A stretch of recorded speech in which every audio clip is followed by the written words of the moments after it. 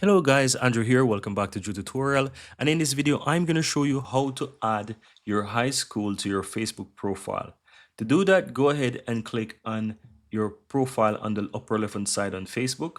And you want to switch to the About tab.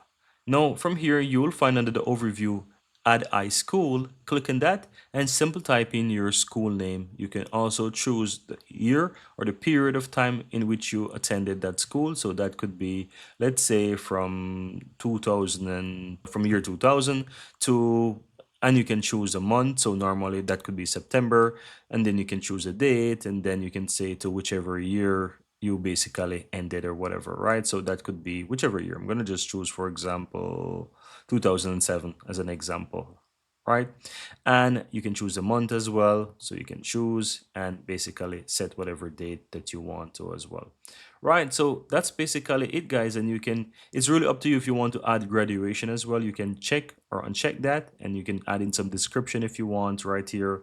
And you can basically choose if you want to make it private or public, or only your friends or whoever can see that. And that's pretty much it. Go ahead and click on save afterwards, and that's all that you have to do.